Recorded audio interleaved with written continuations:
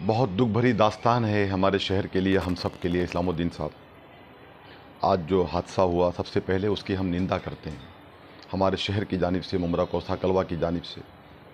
जिस तरीके से आज जब मैं सुबह के टाइम पे सोशल मीडिया पे था तो मैंने ये देखा कि गांव मंदिर में जो सैनिक नगर का इलाका है, सैनिक नगर के इलाके के अंदर एक रवि चौहान नाम का एक व्यक्ति था जो अपने परिवार के साथ एक रोटी खा करके, नाश्ता करके, वो अपने कहीं पे भी एक लेबर जॉब पे जा रहा था।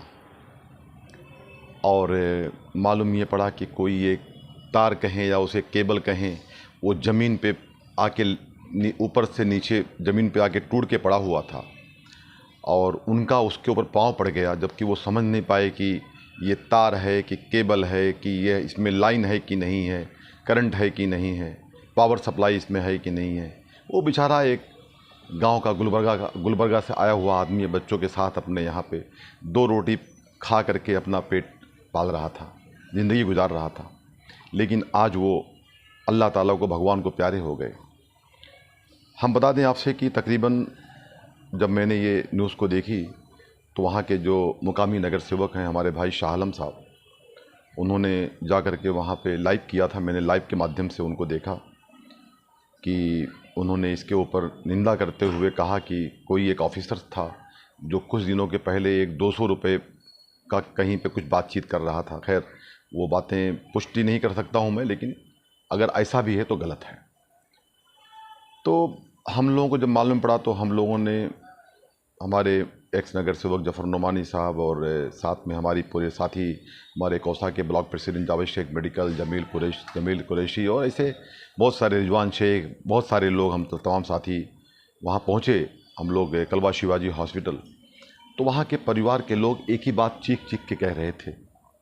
उसकी बीवी का फ़ोटो आपने दिखाया है अपने न्यूज़ के माध्यम से। वो बीवी चीख चीख के कह रही थी कि क्या रवि चौहान को कोई लौटा सकता है? कंपनसेशन तो ठीक है, लेकिन उसको कोई लौटा नहीं सकता। वहाँ पे जा कर के हम लोगों ने मांग किया। मैं कलवा के पुलिस स्टेशन के इंचार्ज साहब का भी शुक्रिया अदा करता हूँ। उन्होंने भी आकर के वहाँ पे पूरा सब चीज़ों को लेके बातचीत किया और भी उनके इंस्पेक्टर साहब लोग थे, काफ़ी पुलिस का भी उसमें सहयोग रहा। और वहाँ के जो जय पांड्या जी हैं, उनके साथ भी हमारी बातचीत हुई और जय पांड्या जी ने कहा कि हमने उनसे मांग किया कि, हम लोगों ने मांग किया कि 10-10 लाख रुपए का मुआवजा उसके परिवार को दिया जाए। लेकिन उनका ये कहना था कि उनकी जो रूल्स हैं, जो रेगुलेशन हैं, जो उनके कंपनी के जो उनके डिसाइडेड जो उनके हैं सब, उनके रूल्स के मुताबिक वो 4 लाख के ऊपर नहीं दे सकते हैं। हम लोगों ने मांग किया कि उसकी बीवी को, क्योंकि बच्चों का पेट कौन पालेगा, तो उसके बीवी को नौकरी दिया जाए हाउसकीपिंग के अंदर। उसका एक भाई है छोटा जो कि बेकार है, उसको नौकरी दिया जाए हाउसकीपिंग के अंदर। उन्होंने इन बातों को माना कि हम 2 लोगों को हाउसकीपिंग की नौकरी देंगे और जो उनके रूल्स के मुताबिक 4 लाख रुपए देने की बात थी, वो 4 लाख रुपए उन्होंने देने का चेक का वादा किया है। और हम लोगों ने आधार कार्ड भी दे दिया उनके फैमिली का वो लोगों को कि ये आप चेक बना करके इनको दे दो। और इत्तेफाक से डॉक्टर साहब जगदीश चिल्लारमानी साहब, जो वाइस प्रेसिडेंट हैं, जो डिसीजन मेकर हैं, वो यहाँ थे नहीं, तो वो आउट ऑफ स्टेशन है इस वक्त, आउट ऑफ कंट्री है, मैं कह सकता हूँ, बाहर है साहब। तो उनसे हमारी बात हुई। हमने कहा सर 4 लाख में नहीं कंप्लीट होगा, गरीब परिवार है, बच्चों का एजुकेशन है साहब, कम से कम उनकी जितनी फ़ीस होती है उनके एजुकेशन तक के लिए साहब, उतना तो आप करवा दीजिए।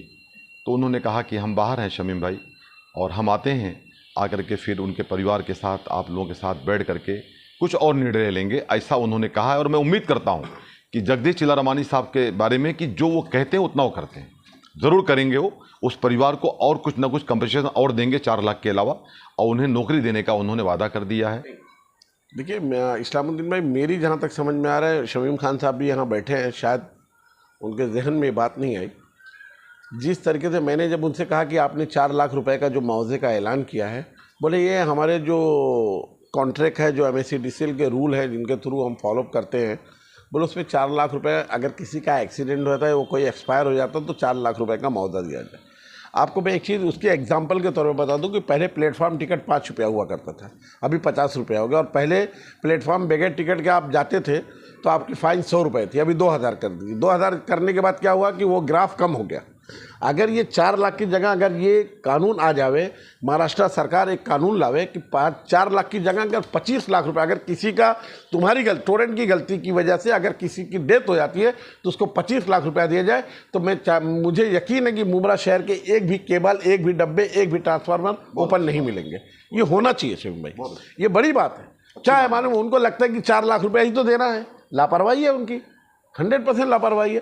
खैर बहरहाल हम लोग गए। और दूसरी बात जो शमीम भाई ये बता रहे थे कि जो वो कहना चाह रहे थे कि हम लोगों ने उनसे एक डिमांड की कि जब यहाँ मुमरा कौसा से कोई भी टोरेंट के कंप्लेन करता है तो वो कॉल सेंटर में, उनका भिवंडी में है, वो कॉल वहाँ से भिवंडी कॉल सेंटर में जाता है, ट्रांसफ़र होता है, फिर वो पूछते हैं कि आप अपना कंज्यूमर नंबर बताइए। अभी शमीम खान साहब को कोई फ़ोन करे कि मेरे यहाँ की लाइट गई है, और शमीम खान साहब अगर उस नंबर पे कॉल करेंगे तो वो शमीम खान साहब को मालूम है कि क्या उस आदमी का कंज्यूमर नंबर क्या है।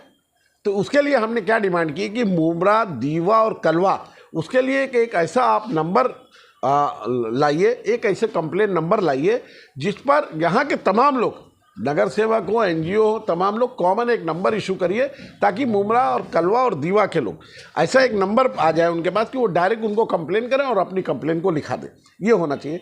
तीसरी बात यह है कि आपने कहा कि जिस तरीके से सैनिक नगर के केबल आज भी उसी तरीके से जहाँ पर यह हादसा हुआ जो ओपन है, देखिए शालम आदमी वहाँ के नगर सेवक हैं, वो अपने तरीके से देख रहे हैं। हम भी कल फिर वापस जाएंगे, जैसे कि शमीम भाई ने अजय पांड्या सर से बात की, चेला रमानी साहब से बात की, फिर कलवा के सीनियर साहब से बात की, फिर ACP साहब से बात की। और आपको सबसे अहम बात बता दूं कि मैं मुबारकबाद देता हूं शमीम खान साहब को कि जब वो जो आदमी जिसका जो एक्सपायर हुआ, जो सैनिक नगर का रहने वाला था, वो लेबर, जिसको यहाँ की भाषा में कड़िया कहते हैं, जो 300-400 रुपया मुश्किल से कमाता है, अब वो रहता है गुलबर्गा। उसकी लाश को, उसकी मैयत को गुलबर्गा लेके जाने का था। अब उसके अखराजात होंगे 25-50 हज़ार रुपया लगेगा, वो देगा कौन? शमीम भाई से मैंने बात की। शमीम भाई ने, मैंने कहा कि शमीम भाई ये एम्बुलेंस जा रही है लेकिन इनके पेमेंट करेगा कौन? शमीम भाई ने कहा कि मैं दूंगा उसको। और मैं बहुत मुबारकबाद देता हूँ। देखो ये सब बातें कहने की नहीं होती, लेकिन मैं इसलिए कुछ बातें ना दिखा के करनी चाहिए ताकि दूसरों को भी शौक़ पैदा हो। शमीम खान साहब ने उनको कैश 50,000 रुपये, उसका कजिन भाई था, उसको दिया और उन्होंने कहा कि आप इस एम्बुलेंस के साथ जाइए, उसके परिवार को जो एम्बुलेंस का खर्च होगा वो, प्लस उसका जो आखिरी क्रियाक्रम होता है उसमें करिए, और प्लस उसको कुछ पैसे और दिए कि रास्ते में अगर कुछ लगेगा, खाना पीना जो भी आपको लगेगा करिए। देखिए इस्लामुद्दीन भाई, हम लोग खास कर देखिए, हमारे ऊपर कोई लाख एलिगेशन करे लेकिन हम टोरेंट के फेवर में नहीं है। जो आवाम का फैसला है वो हमारा फैसला है शमीम भाई, हम आवाम के साथ रहते हैं। और मैं शहर के लोगों से अपील करना चाहता हूं कि जहां भी टोरेंट के केबल खुले हुए हैं, वायर खुले हुए हैं, मिनी पिलर खुले हुए हैं, जहां पर ट्रांसफार्मर खुले हो, जहां पर वायर ऊपर से हाई टेंशन का वायर हो या नीचे केबल हो, जहां भी ज्वाइंट हो, इनको भेजें। अगर ये उस पर कार्रवाई नहीं करते तो आप हमको कभी भी कॉन्टेक्ट कर सकते हैं। मेरा नंबर है 9588800088। हम टोरेंट के खिलाफ हर लड़ाई लड़ने के लिए आवाम